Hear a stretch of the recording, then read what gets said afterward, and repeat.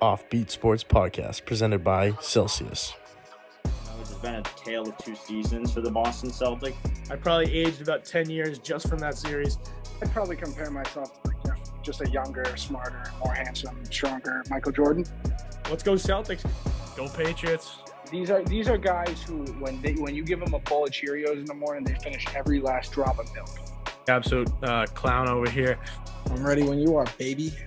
All right, everybody. Welcome back to the OffBeat Sports Podcast presented by Celtics. Our interview series called OffBeat University, where we interview Division I college athletes, both male and female, from many different sports to get the full perspective into the lives of our student athletes.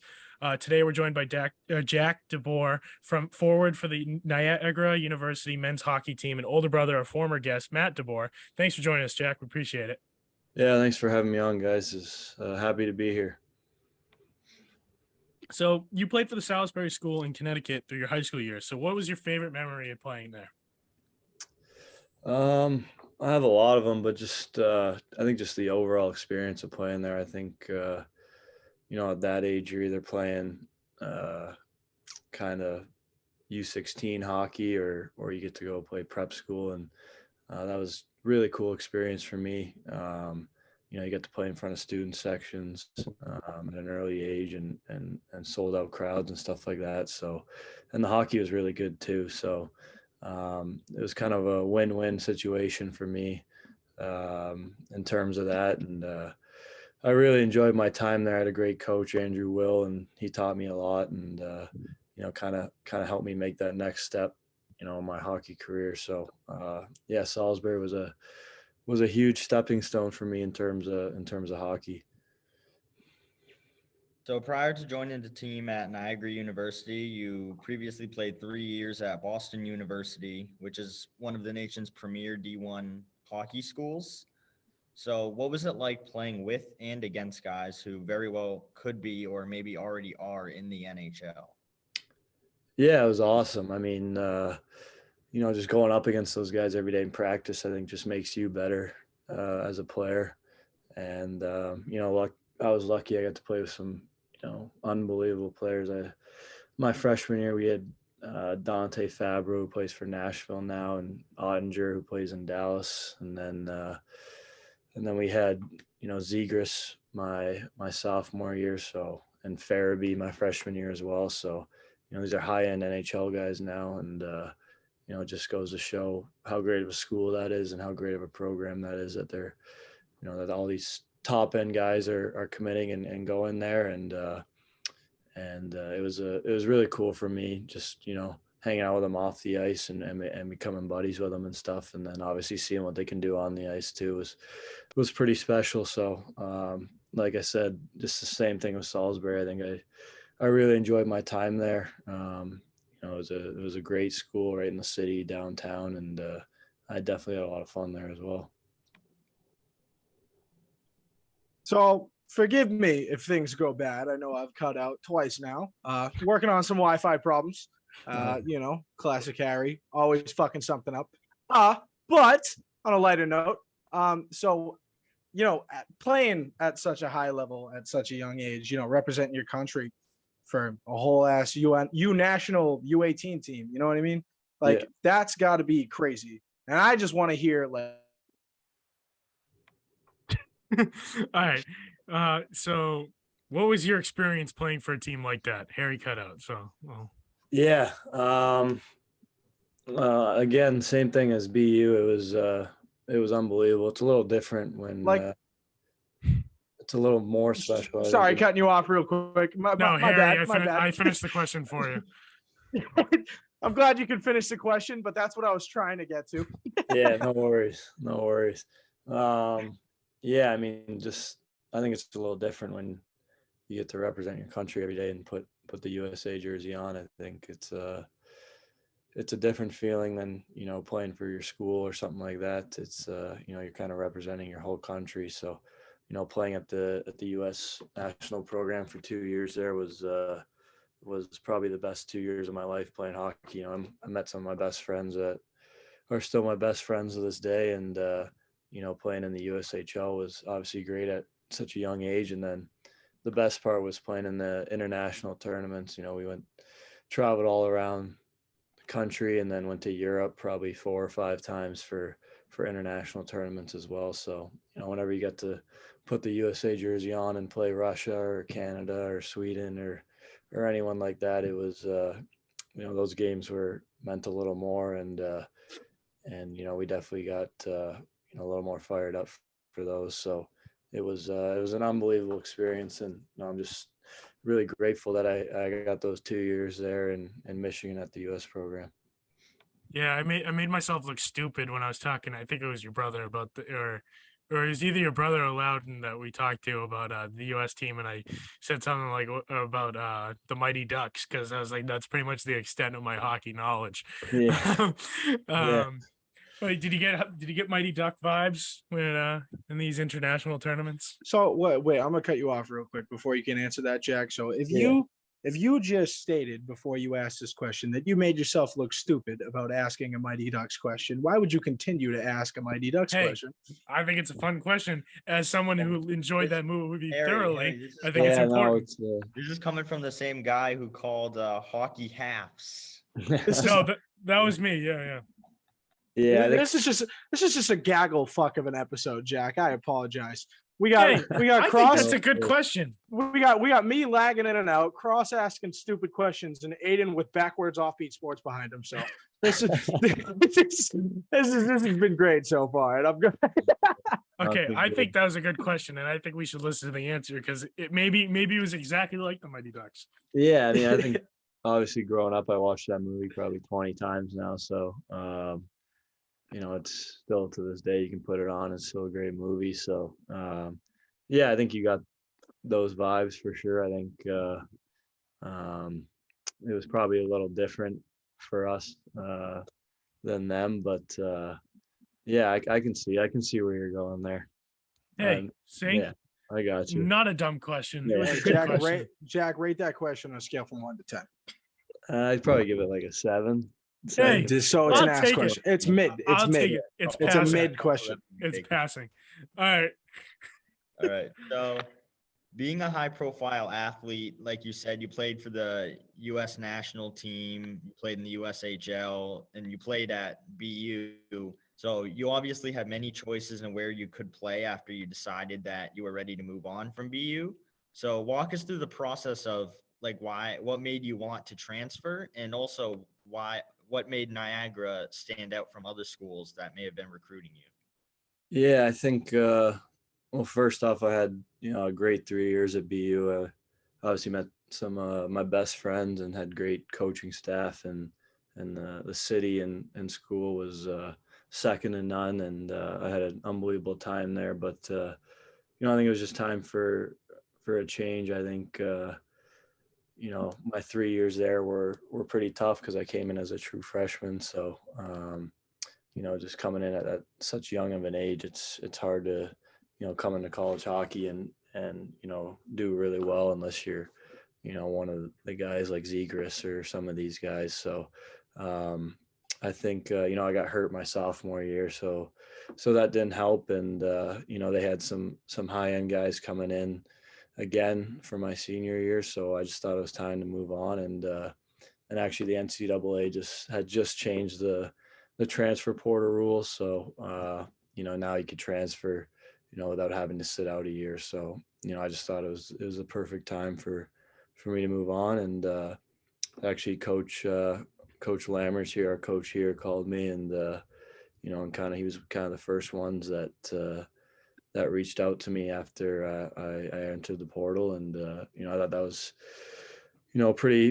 pretty special of him to kind of reach out to me right away. So I think when a coach does that, he has a lot of trust and a lot of faith in you. So, I felt that I wanted to give that back, and the school and everything seemed to work out great. So, I decided to come here, and it's been a great year and a half kind of so far. So I'm just excited to finish out my last year here. So, that's kind of what went into the transfer decision. So biggest thing for college athletes in the last couple of years, and especially, is the new NIL rules. So what are your thoughts on these new rules? And do you already have like some NIL deals, or do you plan on taking advantage of some of these opportunities? Yeah, I think it's great. I think I think college athletes deserve to be, deserve the credit they get for what they do out there.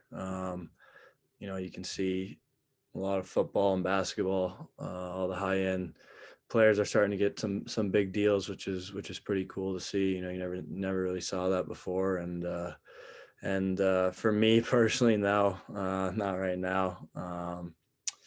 I think hockey's a little different. I don't think it's as big of a market as some of these other sports, obviously in the college aspect. So I haven't really looked into that. I mean, this is my last year. I only got a couple months left, so I kind of missed that whole wave. Maybe if I had I was a freshman or something like that. But no, I haven't really looked into any of that. But I think it's awesome that these college athletes are starting to get compensated for obviously the performances that they're putting on.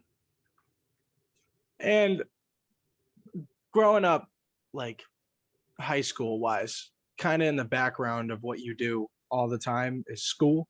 And I don't know about you, but for me, I did not care in the slightest bit for school. So when it came to balancing my hobbies based on schoolwork, I quite often chose my hobbies. But when you're playing at a D1 level, it's kind of a whole different story when you got your parents on your ass the whole time, like, hey, do your schoolwork, remember, school first. If you can't go somewhere with this, just in case something happens, you got to have something going for you. So playing at a D1 level, it's probably a whole different ball game. And I kind of want to ask you about that. How has it been balancing that as well as being a full-time D1 college athlete? Yeah.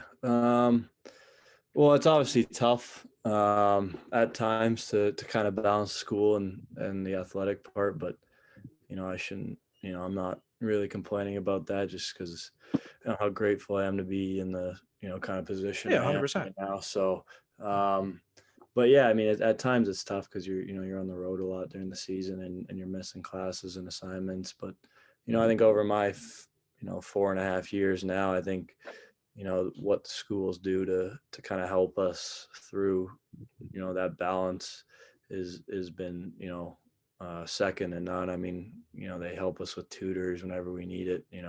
The professors have been great at BU and now at Niagara with kind of giving me extra time to get assignments done if I'm missing classes and stuff like that. So I think they're the whole school and professors and the academics, they're on our side. They want us to do well, and they want us to see us succeed, on the ice and, in class too. So, but it gets tough at times, but, you just gotta kind of, put your head down and do the work when you have time. So, yeah, it's been, like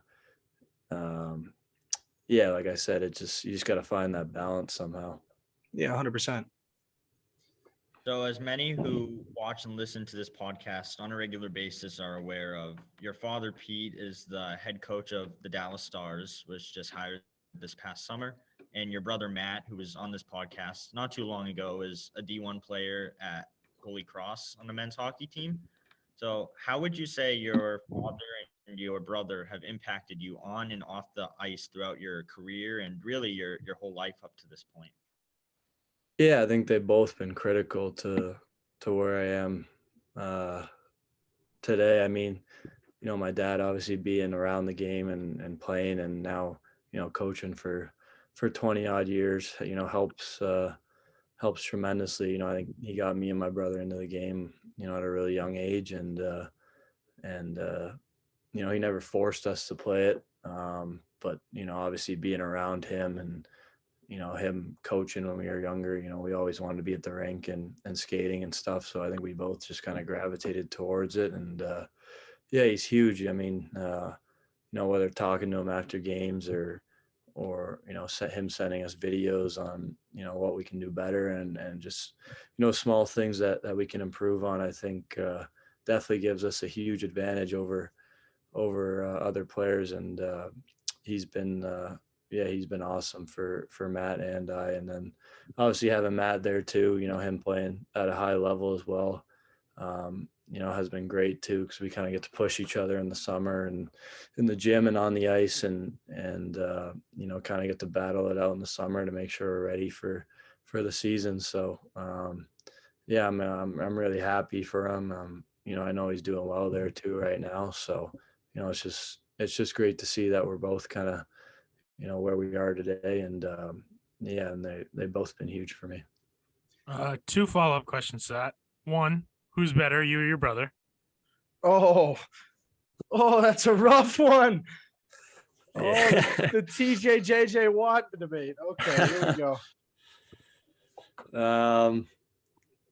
I don't know. He's playing well right now. I think he was more of a late bloomer than me. I think I think early on I was always bigger and kind of got that early jump at a young age. So I think at a younger age, I think I would probably say me, just because I had that height advantage and some advantages over other players. But he's come a long way and he's turning into a great player. So and obviously he's had a great start at Holy Cross so far. And so I don't know. That's a tough question to answer right now, but and it's tough because he's 2 years younger than me too. But I think he's going to be a great player in the end. So I don't know. I don't want to. You put me in a tough spot right now. Right. Because I know he's gonna be texting me after. Second question. Growing up around your dad with the NHL and stuff, do you have any cool experiences with that, around NHL players or anything? Yeah, I think we were fortunate to have a lot. I think just whether that's going on the ice after practice and you see Marty Brodeur or some of these guys. My dad had Yager in New Jersey for a year or two. So just seeing these guys and how hard they work and how much they put into the game, definitely helped us. And then now as we gotten older, now I got buddies playing in the NHL. So it's just really cool to see. And I've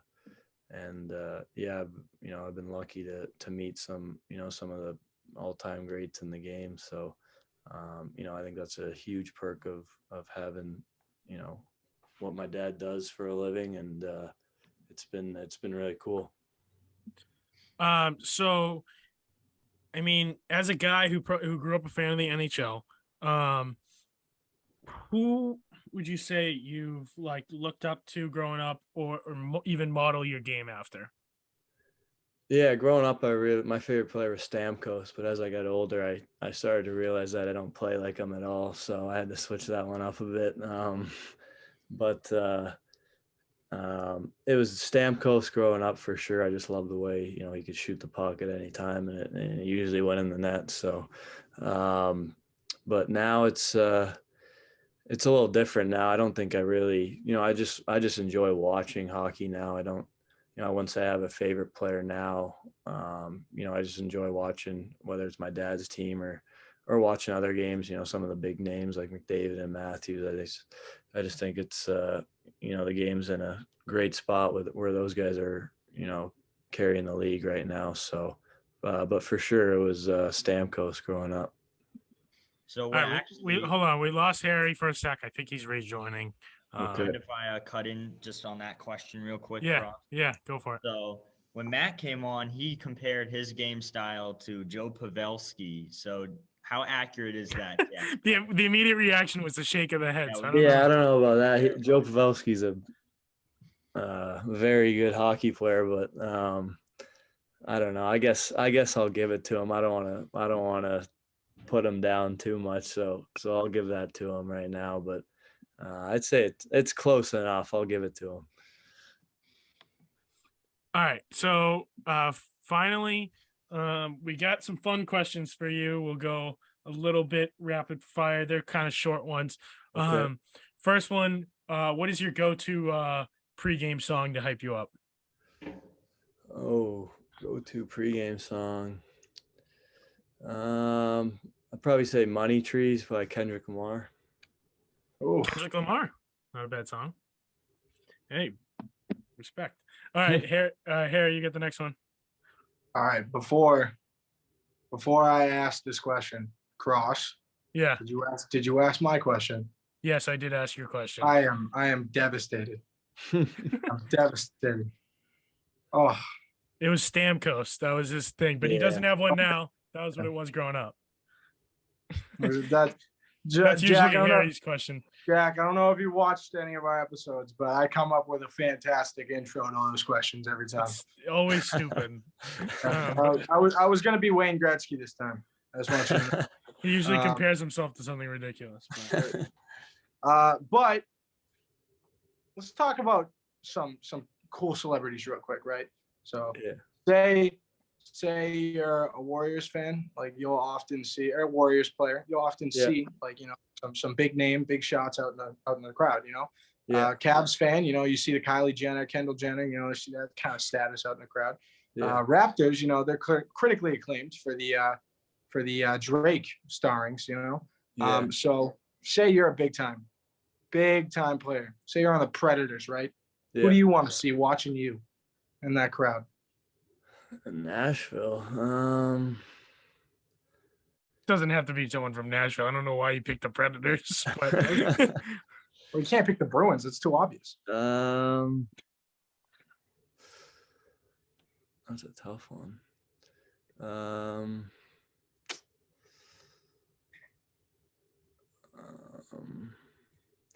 I don't know. I think it would be really cool to meet. I've always wanted to meet the guys who do the NBA panel there. I know Charles Barkley's he's kind of gotten into hockey big time. Honestly, that's it. Honestly, not the answer you would expect. That's a good no. That's not at all what I was expecting. I think it'd be pretty cool to meet him, or I don't know. I'm trying to think of cities. Who I don't know who would want to be in the crowd. Any celebrity, just maybe anyone. New York, Margot Robbie. Maybe I've seen her at a few Ranger games. So that's a good one. That's a good one. Too, yeah. Harry, why is that a good one, huh? You don't have to ask that question. We know the answer. Don't ask questions you know the answer to. Next one. What's one of the funniest chirps you've heard at a game? I'm sure you heard a lot throughout your time in hockey. I know that's a big thing at hockey games. Yeah. Chirps. I mean, I've had so many come at me. I'm trying to think right now. I'm sure many aren't clean. No, I remember my first college game we played at Minnesota, and I was like 17, barely 18. It wasn't really a chirp, just a funny story. I think I lined up against my centerman on the draw, and he was like, he had like the full beard and everything, and he goes, like, how old are you? And I was like, I'm 17, turning 18. I was like, I'm 17 years old. And he goes, I'm 26. I'm engaged, and, I'm getting married soon. So, you better enjoy college while you can. And I think that just kind of, surprised me a bit, and just kind of a welcome the college hockey thing. And I think he ran me over that shift too. So it's a bit of a wake up call, and kind of a welcome to college, and kind of get ready for the next couple of years. So I always thought that was pretty funny. So finally, being just a fan of sports in general, do you have a favorite non-hockey athlete? It could be in any other sport. Yeah, I'm big into golf. I golf a lot in the summer. Me and my brother really enjoy doing that in the summer. So obviously you got Tiger.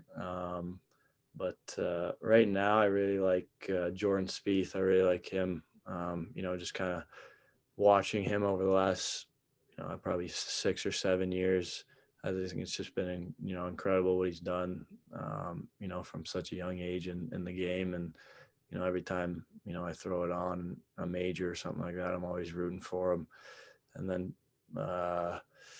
probably Basketball, probably Curry. I went, it's hard not to go, root against that guy just to watch him play and, every night and see what he does out there. It's pretty special too. So Yeah, Celtics fans have nightmares about him. yeah, no, that was a tough one. That was a tough one this year. But yeah, I'd probably say those two guys for sure. So that's all we got for you for tonight. Thank you, Jack, for joining us. We appreciate you. Yeah, thanks guys. Appreciate it. Best of luck this season. And thanks everyone for watching and listening. Be sure to check us out on Instagram at @offbeat_sports and on TikTok at OffBeat Sports. Make sure on lookout for the next installation of the OffBeat University series. Thanks for tuning in. Thanks guys. Appreciate it. No problem.